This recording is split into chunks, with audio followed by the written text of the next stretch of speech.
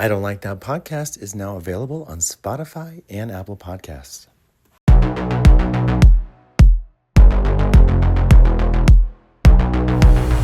Happy Tuesday, Happy everyone. Tuesday, Happy everybody. Tuesday. Or it also could be Saturday for you. Yeah, whenever you're Sunday. listening. It could be day or night or We who don't know. knows? We But don't welcome to another episode of the I Don't Like That podcast. with Me. and me. And you. We're both here. Taya, Valkyrie, and Bobby Blueberry. and we're so excited for another week with you guys. Welcome back. What's been going welcome on? Come back. What's been going on, you guys? We didn't talk about this last week, and I'm so embarrassed. The comeback Is coming back. is coming back with Lisa Kudrow. It's like, okay, what is happening here? We have Buffy coming back. Uh-huh. We have The Comeback coming back. We have Wicked for Good. Wicked for Good is coming out, in months, but we have time. Wicked. Then there's like I know what I know you did last summer, which I'm very excited about. The new Jurassic Park will have now been out, I believe, in theaters. It's already out. It's out? It's okay. It's been out. It was out last episode. We haven't seen it yet, Yeah. but we will. Well, It's mixed reviews, but also I'm going into that movie going, we love a dinosaur. I'm not expecting to have my life changed over here, y'all. No. But the comeback, it's just truly brilliant, and You introduced me to it for the first time, which I am so sorry to everyone who's a fan of The Comeback. to all your queer, I'm sorry. to everybody who you claim to be an ally for and you have never seen The Comeback. Part of know. me is angry, the other part is jealous of somebody who hasn't seen The Comeback. I get to watch it all over again. It is so genius. I mean, quick history on The Comeback. Came out in 2004, and this was back in the time when it was like Fear Factor, Survivor, American Idol. There were no housewives. There were no celebrity dating shows. There was none of this, and it was so ahead of its time. And then it just wasn't like. I think it was ahead of its time. So season 1 aired, and I just don't think people appreciated it at the time. Mm-hmm. Some people did, but many people didn't. And then in syndication, especially HBO's always had like their shows go on and they just live forever. They live there, yeah. It's not like Friends resurfaces because it went to Netflix. Comeback has always been there, and people over time. So 9 years Discovered later, 9 years later in 2013, they did season 2. Yeah. And season 2, is just really truly. Season 1's great, but season 2 is a masterpiece, and I stand by this. It is, and you'll see that when you get there. And now, in 2025, I guess it'll be next year when it airs, but now 12, 13 years later, after the second season, they're going to do a third season. Which is insane. And listen, I bow my head in shame for not having seen it, but I also raise my head because you have opened my eyes to what is The Comeback, and we did watch it the other night, a couple episodes. Instead of going out, she's like, how about we just go back and watch that show, The Comeback? And I go, say fucking less. So we watched a couple, and then we watched one episode. Yeah. Two minutes in, I could tell you got it. Yeah, I also was able. I had the luxury of being able to. When someone goes to watch The Comeback, I preface it because it is cringe TV, and I go, all I can tell you, I don't want to spoil anything. I go, but this is a control freak in an environment. I really connected with her. And yeah, like as a performer and trying to, because you'll even do it on the pod. I'll say something and you'll be like, Jane, we can't use that. We can't use that. Get it out. Get it out. No. There's a couple of maybe jokes I've said where and I'm like this. She'll go, Jane. And now you can just say that and we'll know. Now you can actually go, Jane, we can't use that. But we watched one episode and it ends and you go, can we watch another? Yeah. Episode 2 ends. You go, one more. Episode 3 ended. You go, okay, one more. And then we'll call it a night. But I was just into it. It's so good. And also just like the difference seeing the pilot, like the first episode, to the second one and how they filmed it and just how it just kept getting better. And I love Lisa Kudrow. I feel like we don't see enough of her. Agreed. Because she is truly, her performance. Yes. You also kind of like look at all the performance she does where say, some people go, which is insane, like, oh, she's a one-note actress who can only act one way. I'm like, Phoebe is different from Valerie, is different from that therapist show. I was like, she's never the same person. Yeah, Phoebe and is like a true she has character. such good comedic timing. She just has like funny mannerisms about her, and like this was just. I'm so excited to continue to watch it with you. And if I ever was in Drag Race and did Snatch Game, and this is not because I know RuPaul is a fan, the whole reason RuPaul walks in the workroom and goes, hello, hello, hello, is because Valerie Cherish walks into him and goes, hello, hello, hello. And she was the more you know. She actually came on an episode of Drag Race. She like did a walkthrough with the girls like in the beginning. And he told her, he goes, that's why I say hello, hello. And she literally goes, wait, what? You did it because of that? RuPaul is also in the first episode of season 2 because he's such a huge fan. And obviously probably a friend of Michael Patrick King. Yeah. That Ru was like, it's just a small cameo. He's at the Chateau Marmont and he plays himself. But RuPaul is in an episode of I'm not The there yet, Comeback. guys. I'm not there. We're still. I left. After episode 4. I went home. Yeah. And I haven't watched it yet. And we also keep saying to John that he needs to also get on this train. Yeah, we got to catch up before the new season comes out. You have time before this new season comes out. But yeah, I can't wait to talk to you about season 2. Because it's the way it just all wraps up is like, it is like, and also whoa. like when you pointed out the fact that these things like Housewives and these shows that I am obsessed with and I have been, and I'm not ashamed to say it.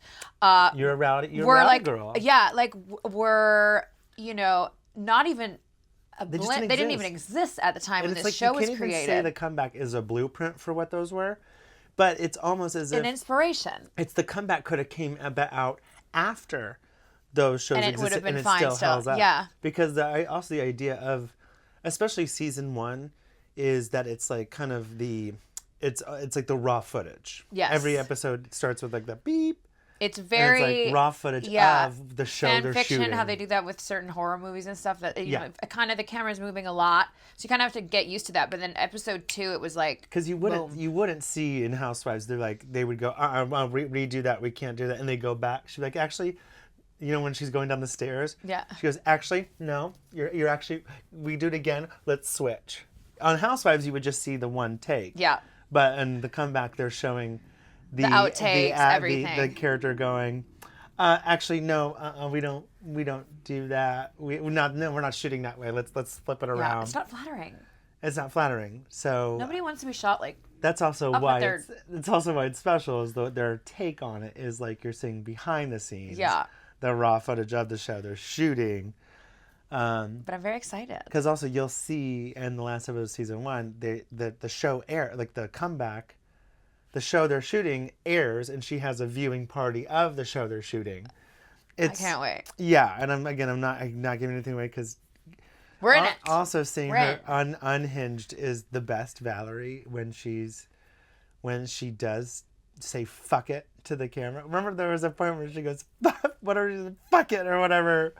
It's so good. Or when they're doing in the second episode, they're doing the promo shoots for the Room and Board. Yes. And she's in the back. And the tracksuit. She keeps trying to go up with the young actors and be like, oh, hey. I'm part of the group. And they're like, Valerie, can you go back there? Yeah. She's like, back in Siberia? Back in Siberia? Oh, okay. And then she also going back. And they have her like in this like 90s tracksuit, which like when you see it, you're gonna be like, we've all known someone who wore one of those tracksuits. It's also multiples. I feel like I've seen my mom in. But also as a performer and artist, like I've been in those situations where I show up to set, and there's one where I was playing a like kind of a movie mogul, and the part was written for somebody in their 60s. And they told me that, like, when I auditioned. And you said, I'm in my 40. I'm not. I was in my 30s at that time. In the 30s. I'm in my 40 now, but back then I was in my 30s. And they just go, we decided to audition. It's a movie mogul. We decided to audition younger, because you can be. Could be either. It could be either. And so I auditioned. Also, I read the part, and I knew where the older guys were. They were playing it scummy. Yeah. And I go, the character's more interesting if you like the guy. Yeah. So I played like, the very vulnerable, but I show up to set going, I'm playing a young movie mogul. It, takes place today.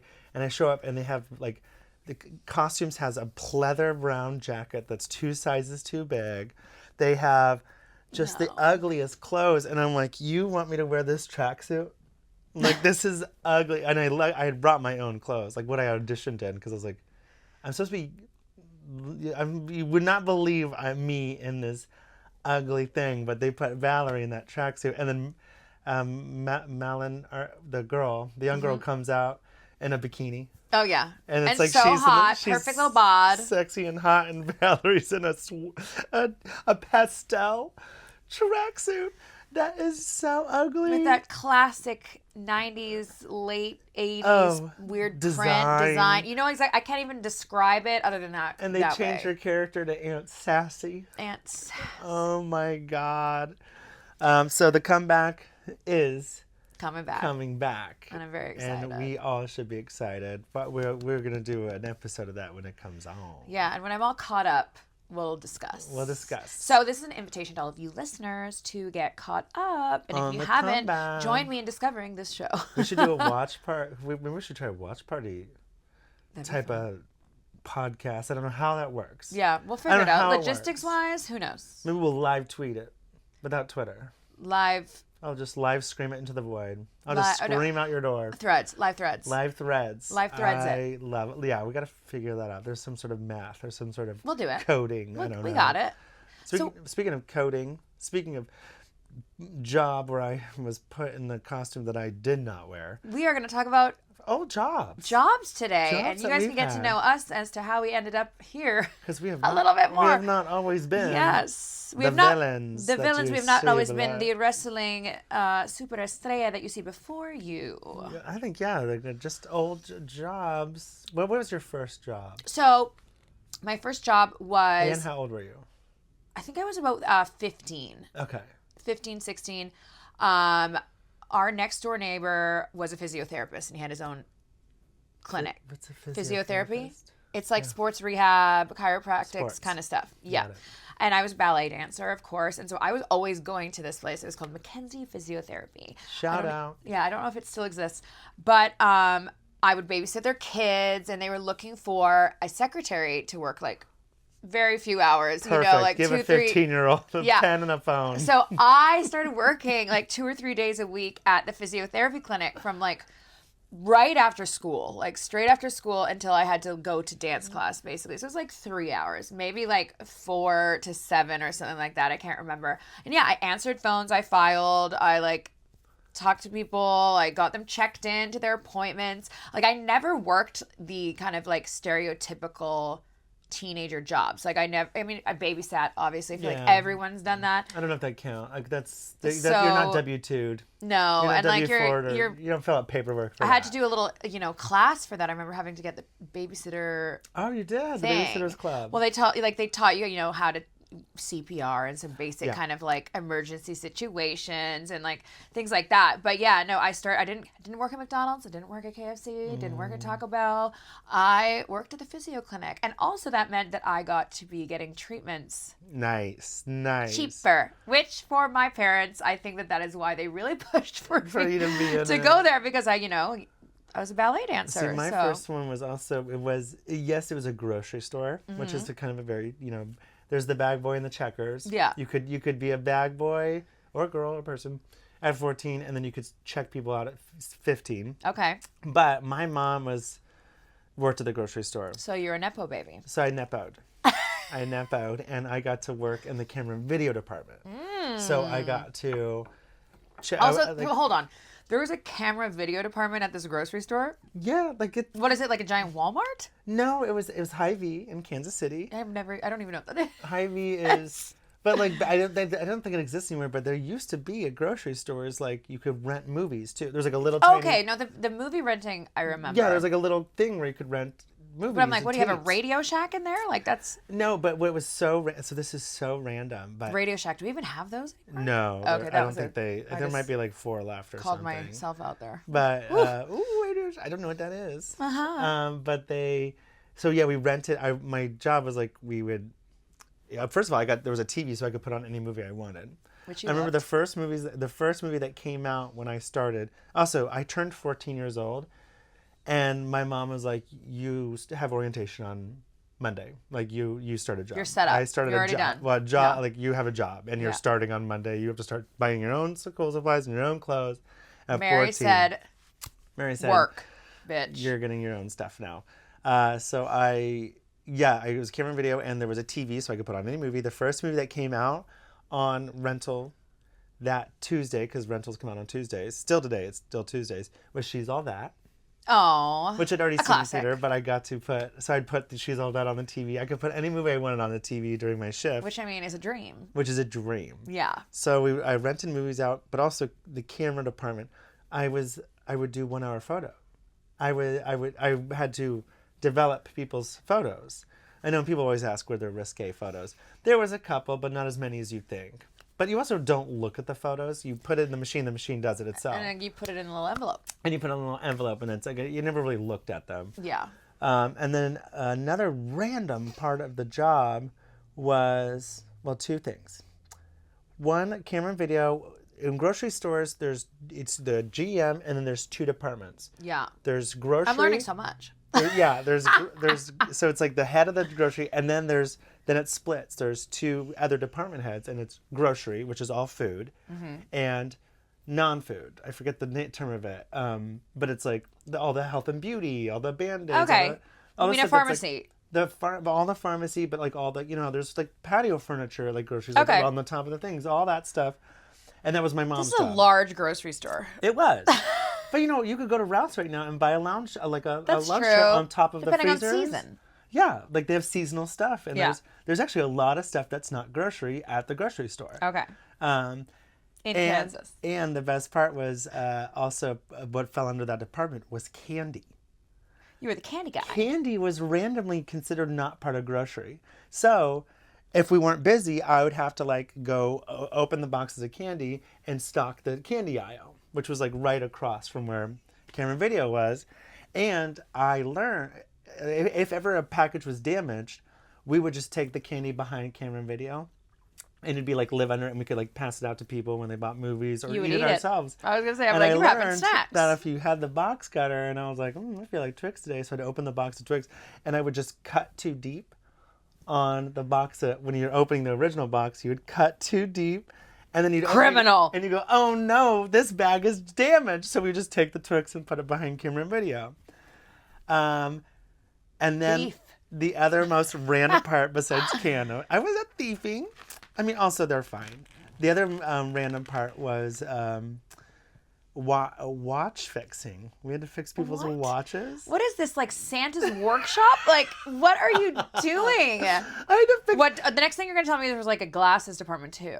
No, there was no glasses. Oh, okay, that's where they draw the line. No, there are no glasses. Okay. But I would have to like fix people's watches, and I don't know And how. how at 14 do you know anything about fixing a fucking watch, Bobby Blueberry? Nobody. I don't know how I fixed watches, but you replaced batteries was a big thing. Tightened a screw? Did you have Just tiny screw? screwdrivers? I don't know how I fix people. I don't remember ever being trained in fixing watches. Your mom said just figure it I just out. remember going, another satisfied customer fixed a Oh, watch. My. Like, I don't know anything about it. And somehow I did it. And if you asked me to do it today, I wonder if I could. I could replace a battery, I bet. Yeah, but also like nowadays people really don't, you know. Wear People have what, like like an Apple Watch? Like, what are you gonna do? You're not gonna I fix don't know a wear my fucking Apple Watch Watch anymore. I just like I have those too, and I never really wore them. I just it was good when I was on set, and like if I was because you could just like okay, and taking your phone out of your pocket or leaving your phone somewhere. But I also just like I think there has to come a point in your life where you can put the phone away. Otherwise, you're still getting buzzed on. That's your what I was wrist. gonna say. Is I hated that I wore it a lot when I was in WWE training because I wanted to see how many like calories I was burning and things like that, and how my sleep was going, whatever.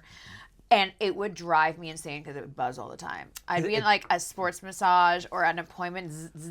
I go, nothing about this is healthy. I will like go. Oh my god! Just So yeah, stop I texting me." have 1 or 2 Apple Watches somewhere in this house, and I have no idea where they are. Good. Lost them. Don't need them. I mean, I don't know where mine is. It's somewhere. Tech is just becoming a little too intrusive. Yeah, so that was my first. That was my first job.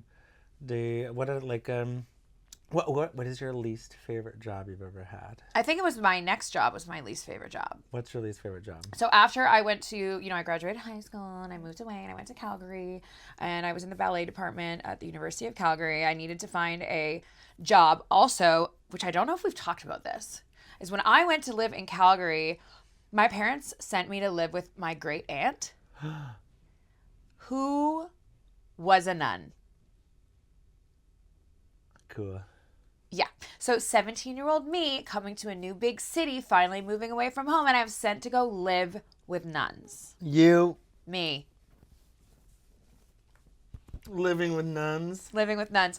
So I... Jesus Christ. Lorraine, what were you thinking? Lorraine. What were you thinking? She didn't listen to the Okay, pod. so, well, like, bottom line is I lasted about, like, 3 weeks, and I had already figured out how I was going to move to resident, like, at the U of C, because it was just... And I also had to take... It was horrible. I had to take, like, 3 buses to get to the university. Like, it was just a nightmare. And also, like, I wanted to find a job so that I didn't have to just hang out there. Like, what am I going to talk to...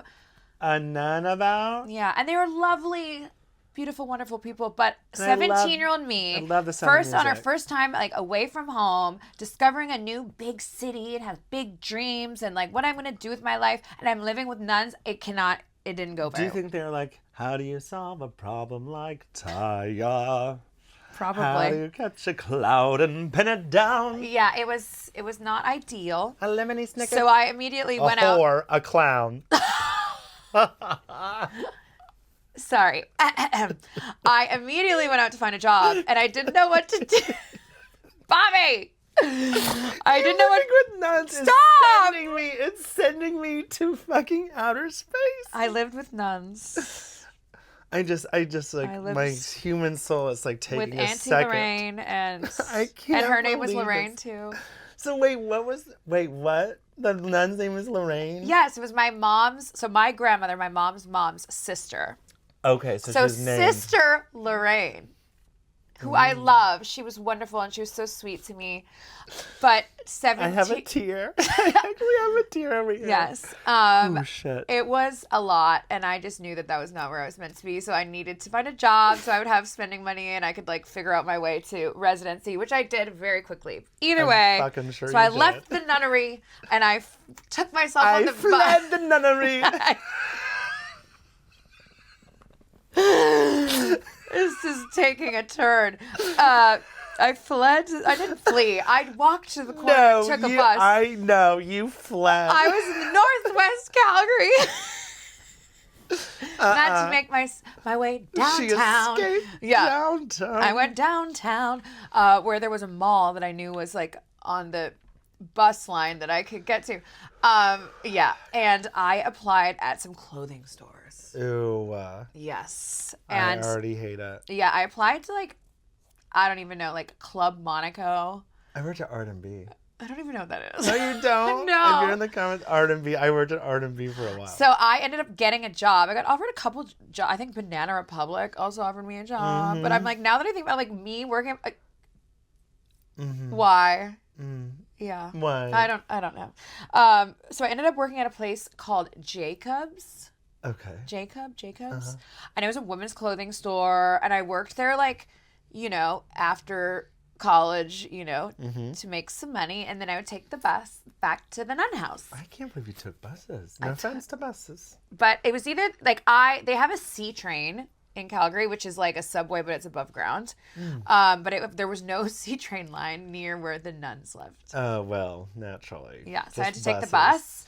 bus. And so I worked there for a while, and then I moved into res because I got away from, you know, I needed to be on my own. I needed to be where where people fled. were of my age group and where I could, you know, walk my way to class and things like that. And a girl that I worked with at Jacob worked at this nightclub called Cowboys Nightclub. Oh, sounds very Yes. Coyote Ugly coded. Very that. And when I was living in res, like people would go party all the time. And then by the time when I turned 18, like we would always go out and we would go to this place called Cowboys. And I never thought that I would ever work there because in my mind, all right, I have glasses on. Also, real quick, Yeah. can you drink at 19 in Canada? 18 in Alberta. Oh, 18. wow. Yeah. The rules are different by province. In British Columbia, where I'm from, it was 19, but in Alberta, it was 18. So, like, I turned 18 in October, and, like, we would go to Cowboys and all these other clubs. The club scene in Calgary during this time was insane. No. There was a place to go every single day of the week. It was nuts. Anybody who'd been to in Calgary, like, in the early 2000s knows exactly what I'm talking about.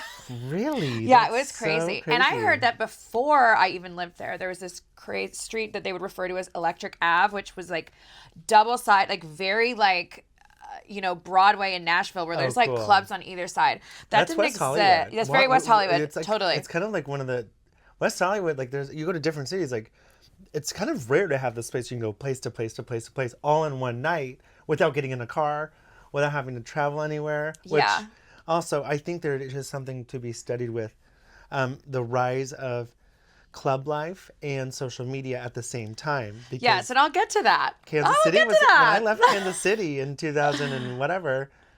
The nightlife wasn't like all of a sudden all these things popped up. They had this, I forget the name of the district, but like all these places, and I think that happened like kind of everywhere when social media started to rise. It became like you could tell people you're going somewhere. Yeah, and so like I would go to this place called Cowboys because they also had like 25-cent draft night on Thursdays, Oh, and yeah. a college kid Harpo's. has no Kansas City money, and Harpo's, 25 has no cent money. draft. Like I remember there was one place we used to go to. I think I went there for my 18th You'd birthday. order $5 and they'd bring out a tray. Oh yeah, of you cups are of rich. beer. You think you are rich? There was one place that I went to on my 18th birthday. It was called the Fox or something, like Fox Lounge or Fox. I don't know. There's always and a it had Fox. penny highballs. Gross.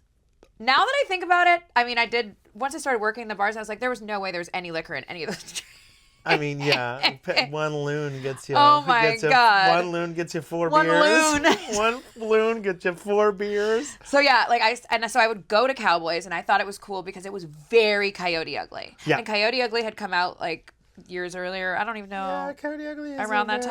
time? Coyote was definitely. I was definitely in high school because me and a girlfriend. So maybe it had come out it had just come like out. filmed ourselves on the trampoline. Singing, Yeah. Can't fight the moonlight. Yeah. Deep in the dark. That. So that. And Cowboys was the most fun you can have with your boots on, was like the motto for this place. Got it. And every girl that worked there was known to be super hot, have giant boobs. Everyone had like the little crop top, low cut shirt. What were you doing there?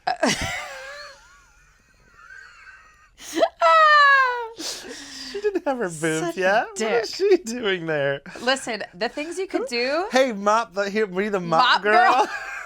Hey, mop girl. No! Hey, boobless. So, get the mop. I we went have there a one spittle night. of loons. And this is where I met Sherry and Mandy and all my best friends that I still have. Well, Sherry can work there. Sherry can. Those are boobs.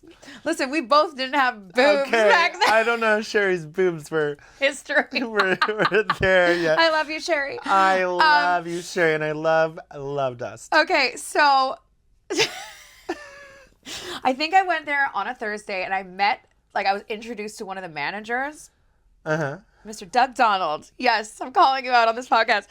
And he asked me, he's like, and we always knew that he really liked tall girls. He liked to have tall girls behind the bar. He liked tall girls walking around. And I was like, I'm 5'7", so I'm like, And with heels. with heels. You can be well, and you I can was be wearing 5'11". like the classic giant platform wedge, checks out still.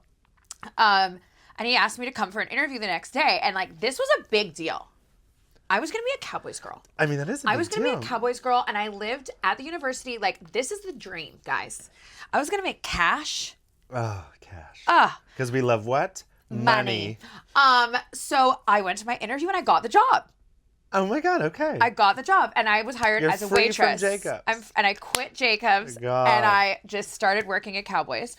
Wait, well, we just have to really quick because you worked at Jacobs. I think hands down the worst job in the world. is Retail was not fun. I did not have fun. think I did not retail like it. I is love the clothes. worst. I love clothes. I love fashion, but I did not like And doing it certainly retail. gives you an appreciation of Oh my God, people who work yes. in retail. But it's I did hard and it's R&B, The Buckle, and Express. I did Express for 3 weeks.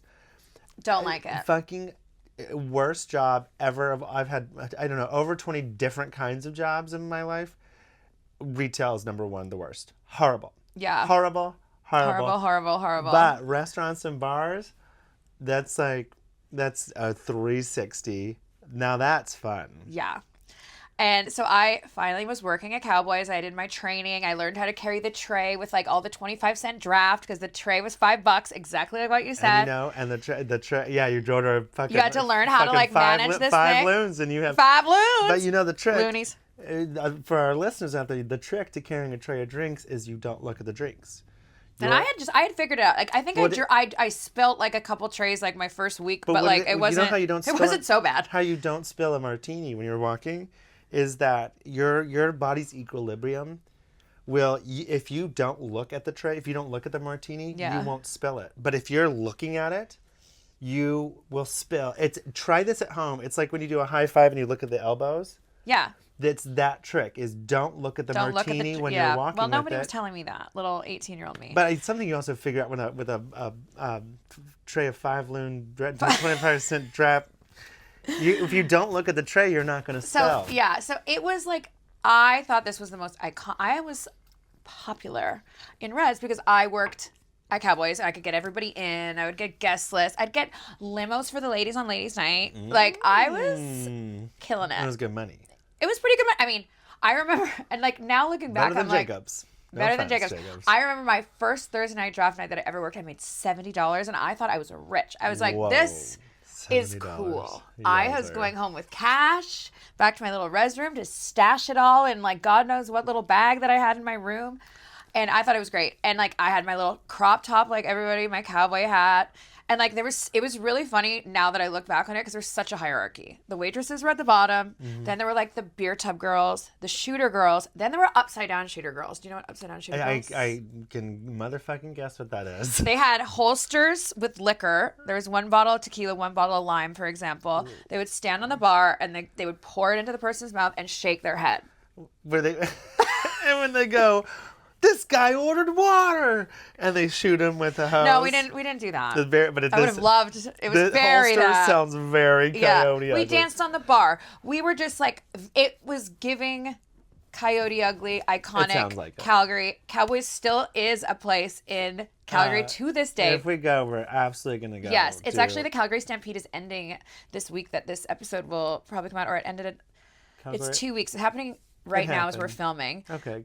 We have to go to the Calgary Stampede. What is the Stampede? It ends at it all it's ends 2 weeks. Cowgirls, Cowboys. Cowboys. Cowboys. No, it's 2 weeks in July, and it's basically the biggest rodeo in Canada. And people come and they do rodeo, and there's a whole fair. There's like all the DJs. It turns into a music festival now. Of course, they do it during Tents. Straight Pride Month. Yeah. It sounds right. It starts off with Canada Day, you know. Okay. But I had so much fun working there. I eventually worked my way up from a simple waitress to a bartender. I made some of the best friends. I got into so much trouble. I was a little shit. I was also little shit. I've been known to be a shit. I'm so glad that part of my life was prior to social media. Yeah. And yes, the rich people had some digital cameras and some fuzzy photos on their phones, but it was not like how it is now. Yeah. We were just wild. Absolutely wild. There were bikini contests and t-shirt contests and like. It sounds like fun. Oh, it was so much fun. Sports. Every Sunday there was like a theme night, which is probably why my theme obsession started, where it stems from. Was sports? No, it was theme nights. Oh, okay, got theme nights. I was like, sports is also. I'm like, Super Bowl parties were in the ridiculous things would happen. With sports is why y'all lose your hair. Yeah, You're it was so invested in something you cannot control. No, it was so Coyote Ugly, but Canadian Coyote Ugly. So, and it's still going on now. You can go to Stampede Grounds. They have the Cowboys Casino, and they have a nightclub there as well. I'll think about it. You'll think about it. I might go to Stampede next year. We're gonna go. But we usually need time from June to in July. We need to rest. No, we're just gonna have to ride it out. Okay. We'll go the first week. I'll be like, we're going now. Well, my Jacobs was the buckle, and you'll just like this little story. First of all, actually, I'll just tell the best part of how I quit my first clothing store. First of all, I secretly already got a job 5 stores down at the mall, at Oak Park Mall. This is how I quit. My boss, I hated her so much. Shelly, eat it. She was very Christian, and she it was all about pushing sales on people. And I remember going to her being like, "What if that person was going to donate that $50 to the church, and you just took it away because you made us push the jeans?" Anyways, this is how I quit. I finagled my way. I was like, I don't want to be on the floor anymore. So put me in the back. So I'd be in the back. So I'd come in on my last day, and you start the day off by shipping out things to other stores that somebody ordered a shirt that they didn't have the size of, so they ordered it, and we'd have to ship it out to that store. Mm-hmm. And that day there was 10 ship outs, is what we'll call them, and I wrote notes and all of those. I did the ship out to their store and I wrote notes. Shelly is a monster. Help us at store. Help us at store 90. A paper trail? Like, what are you putting messages in a bottle? No, like, what the help fuck? Help us at store 94. Like, I did 10 of those and shipped them out. And then... If you received one of these messages in the box, I want to know. And then whatever went down an hour after those ship outs, whatever went down an hour later, but I was like, I just looked at her and I go, I fucking quit. Like, I just didn't like how she talked to other people. She was so mean. It's not like she was ever mean to me. I remember, I just don't like when other people are mean to other people. I can't handle it. And I feel like I was pretty lucky that way. Like, even like from working at all these places, and even after Cowboys, I went to work at another nightclub called the Roadhouse. That's a whole other story. But like, I always had really wonderful managers. Like, really wonderful managers. I have not always. And Shelly, and I won't say her last name, was no exception. She needed to go. Long story short, I quit and I left, and it was like a bit, you know, when you're 19, 20 years old and someone quits and everybody's like, it's like the big gossip of everybody and you're all friends. You all go out drinking together. And I also moved 5 stores down, so I was still in the mall. But then, you know, this whole thing, she quit. And also before I was out, she was like, said to somebody like, he's gay and he just doesn't know it yet. And when I quit, I told the regional people, I was like, this is what she said about me. She's trying to out me. Trying to blah, blah, blah. Anyways, I quit. And then 2 days later, in Buckles across America. Buckles? The Buckle. It's like they sold like Levi jeans and like all kinds of clothes. So you're still in retail. So I went from one retail to the next. But 5 days later, 2 days later in Buckles across America. Why do I feel like Buckles and Cowboys should just get together? They should Do a collab. But little notes started appearing across the country, saying, "Shelly is a monster." And it was sorry, Shelly. So I left and quit, and then they had an explosion happen. It was kind of like you kind of put a little ticking time bomb. And you just waited for it to happen. And it's almost like I kind of forgot. And then everyone's like, oh my God, she's in so much trouble because of these notes you wrote across. And then like Maybe she deserved it. She was like, the store in Minnesota was like her protege who got one of the notes. And because they're probably opening and they go, what in the fuck is this? It's like a SOS letter. I wrote SOS on one of them, store 92, whatever store it was. Oh my So I quit. God. That's how I quit one job with, you know, not a fizzle, but a bang. Yeah, like I was at Cowboys for years, and then I did fitness competition and all this kind of stuff, trying to get into wrestling. Mm-hmm. Didn't know how. And then this little bar up the street from Cowboys was opening called the Roadhouse, and I was Jesus, there is certainly a theme here. There is a these theme. fucking bars. And it next opened, one's Horseshoe, and the next one's called Shoveling Cattle. Chucking corn. Chucking oysters and shucking corn. Shucking corn. There. Is that it? Shucking corn. Shucking what was my porn name? Was it Sugar Corn? That's my Shucking corn. What did I say? Porn name? No, drag name. Jesus Christ, Bobby. Corn. My porn You name. went from drag. Both. Woo. Actually, Sugar Corn works for both of those. Works for both. If I start an OnlyFans, it's going to be called Shucka Corn. If I start a drag career, Shucka Corn. Yeah, I'm wearing corn-colored boots today. Oh, well. Look how shiny they are with all that butter. Oh, come on. Can I wear those on the stage? You can wear them on stage, honey. My heels. What's where when you I come and do a belong, performance at the Calgary Stampede. At the Calgary Stampede. I mean, Shucka Corn. So yeah, then the Roadhouse opened up the street, and then I had some friends that were working there, and I needed a change. Mm-hmm. She needed to go from one bar with a cowboy hat on to another one with like literally the similar type of aesthetic. Christ. And I just walked my way down there with my 2 bras on, stuffed with like bandanas, because that was how we made our. Oh yeah. Oh yeah, guys, this was before like chicken cutlets and like those like really the things you can buy from like Victoria's Secret. We found all sorts of genius ways to stuff our tops. I have no shame in saying it now. I don't care. Then I moved to Outback Steakhouse. Speaking of, you know, like chicken cutlets. We're talking about chicken cutlets, but also in the Roadhouse. Roadhouse. Outback Steakhouse is a job I had for a couple years, and at like 21 years old, I was like a regional trainer.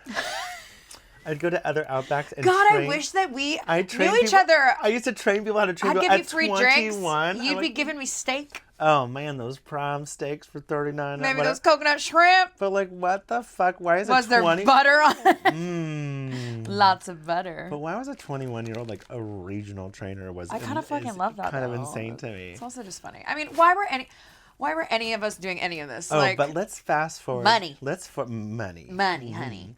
Let's fast forward to when I moved here in 2008.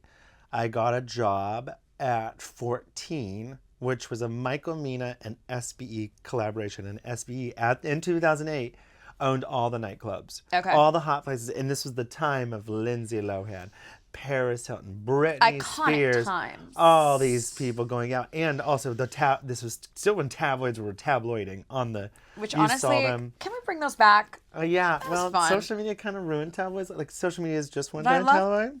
I know, but I kind of love. But I worked for that You know? company, and so I was able to, in the height of the tabloid times, I was going to the same places as all of them. I hung out with the straights when I first moved here because the straights were doing it right in 2008, 2009. It was a party and a half, a good time. And this is we talked about last week, but the whole social media thing. I stopped posting on social media. Boogieing, and you're down here with Paris Hilton. I saw Paris Hilton fall down a flight of stairs. Oh, God, what I would give to because see she was that. like being all sexy, and then she goes whoop, and she like kind of. I mean, to be fair, I was also probably falling down the flights of stairs. Well, during this time too, she was definitely. This is like simple, this is that's the height of it. The height of all of it, which I think might have been one of my more fun jobs. I've always liked hospitality. I've always liked. I loved bartending. I thought it was so fun. My favorite thing in the world too. It was annoying. I mean, everything can become annoying. You get annoyed by people, but I always loved. We were little hustlers. We were just like smiling at people and then turning the corner and immediately going, "Oh my God!" I did it every night, and it wasn't even that annoying. I just did it all for myself. I'd go, "Oh my God, of course, I'll get that right away." And just face change. Kill me. And I was like, but I always had fun, and you just couldn't let it bother you. Yeah, because it was a show. Like I felt like people are gonna ask for ranch. One, you're gonna go to get it. You're gonna come back. Can I actually get one more ranch? You're gonna go get it. Come back. They go. Actually, can I also have a ketchup? And you're like, I'll ask all three at one time, please. Yeah, I have things to do. I had so much fun because we literally were just all friends bartending together. Mm-hmm. At the Shooter Bar at the Roadhouse, Mm-hmm. and dressing up in stupid outfits and dancing around and basically literally putting on a show for people 4 nights a week. And also because I was working there, I was able to go to wrestling school, and it was like the schedule was worked out, and it was easier for me to do everything. And honestly, the Roadhouse was my last job I had before I gave everything up and moved to Mexico and became a pro wrestler. You see today. Because I've done it. That's it. That's it. That's all she wrote. My favorite job is, I think that was the most fun job. My favorite job, I think, or at least in hospitality, is when I worked for Nancy Silverton at Key Spacca, Italian restaurant in Madison Highland, and I worked there for 6 years. It was before COVID, and I just want to say, I still think it is the #1 restaurant in LA.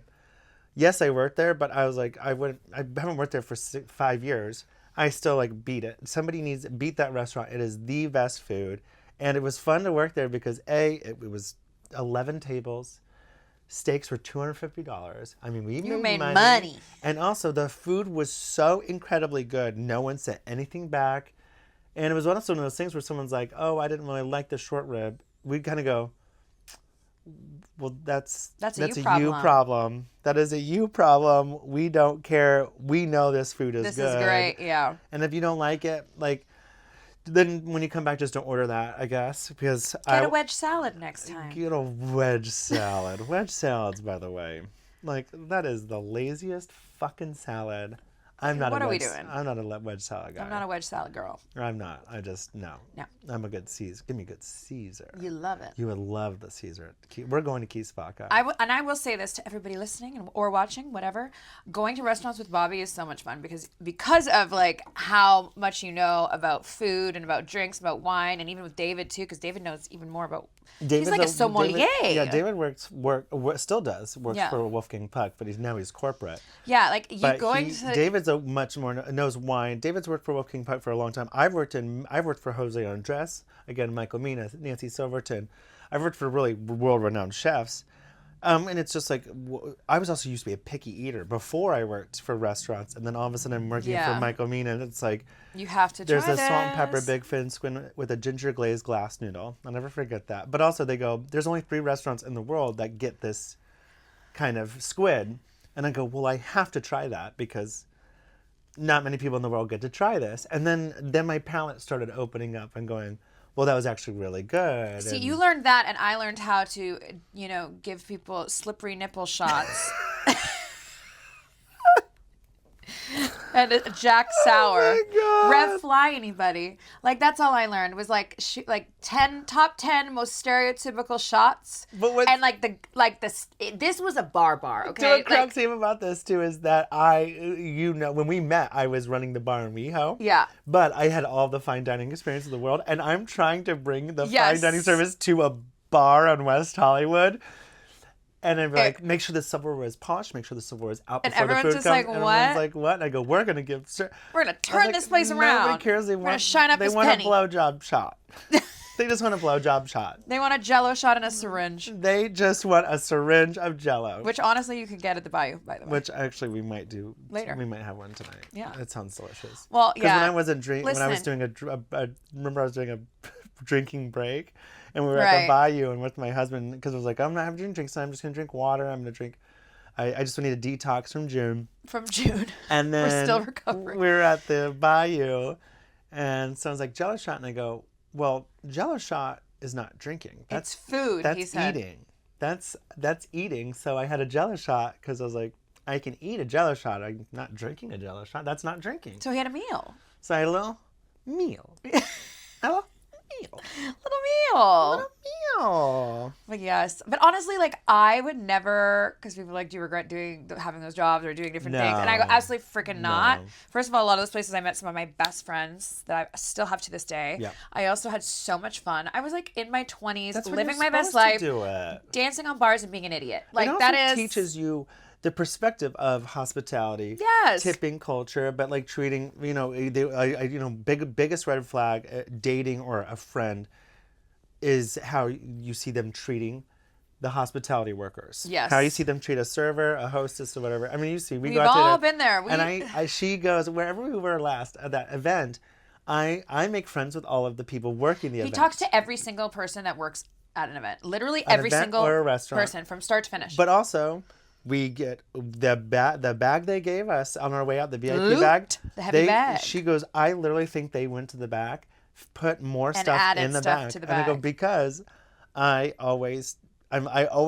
talk to the people who work. And I don't do it for free stuff. I just go. That's just how you are. He's a kind soul. I'm a kind soul. And then we go to the cut. And, I know everybody there, but also, hi, just chatting. We had all like 5-6 different things, and they go, I'm just going to charge you for the champagne. Yeah, it was crazy. But always treat your service staff properly. I mean, it says a lot about a person of how you it's just crazy, because also I always say I've noticed that people who earn their money, rich people, let's say celebrities, are the ones who like earned their place, are so kind. It's always like the wife of or the husband of somebody who didn't earn the money that are rude. That are dicks. I've worked catering in rich houses, and the people who, I won't say what huge superstore their family owns, but the niece, they obviously was a jerk. She's a jerk, but never had to earn her money. Never. But then you meet the person who earned the money.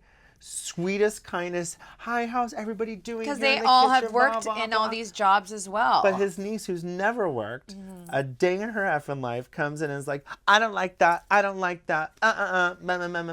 like, you're a bitch. Fuck you. So the moral of the story people is, who earn it, people who work these jobs, that's why I wouldn't give it up for the world, these fun restaurant jobs. Do you ever regret it? fuck no. I regret nothing. It makes you. It is what it is. And Yeah. and it was a part of my life. And like, honestly, like those jobs helped me be able to train and get the job that I now have. And everything led to this. It also is a huge part of like, I think it's almost improv, a lot of it. Oh, 100%. Makes you a people person because you have to go up to strangers. How many times a night do you have to go up to a group of strangers and go, "Hi, group of strangers.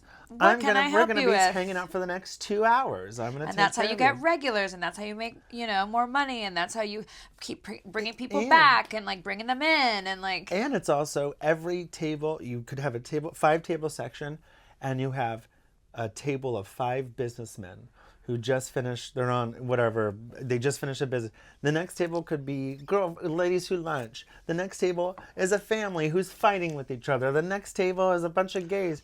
The fact that you have to learn to deal with it all, navigate 5 different groups of personalities in one, like just in a matter of an hour and a half, really, I think makes you a better person out in the world. Gives you more patience. But I feel like that's also like I could talk to anybody anywhere because you yeah, I'm so surprised. I love that I was working on a movie and we were at some restaurant and we've been doing pre-production for a week and a half at this point. We're at a restaurant and of course I'm doing my little charming thing with the because you're what charming. And he's one of the producers of the film. He just looks at me and he goes, "What you do at restaurants," he goes, "is so camp."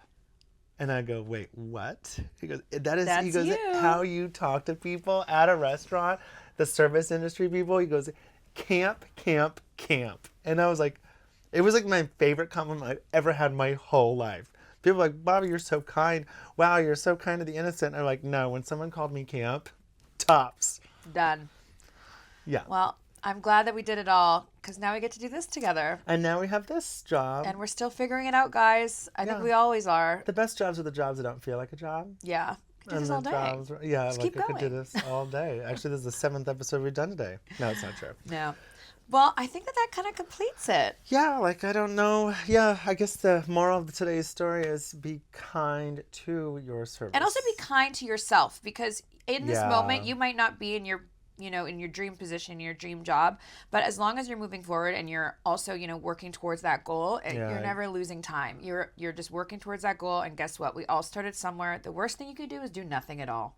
So keep it up. I think it is like it's kind of like what you put in, what you take away. Like that's there's words there, and just pretend like I put them in order, and it sounds really profound and like wow, like you're gonna turn off this episode and go, what he just said was like amazing. But just keep going, guys. Listen, I have my dream job, but I'm also aiming for other different avenues and other dream jobs, and we're just always trying to grow as human beings. I haven't done my dream movie yet. I'll be in your dumb movie. Fine, whoever is listening, I'll do it. I can do it. But with that said, guys, thank you so much for listening to the I Don't Like That podcast. And me, Taya Valkyrie. And me, Bobby Blueberry. Yes. Bobby Valkyrie, I almost said. I don't know why.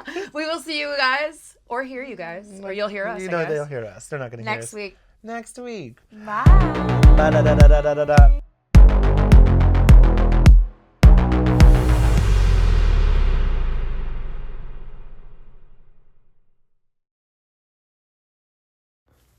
I Don't Like That podcast is now available on Spotify and Apple Podcasts.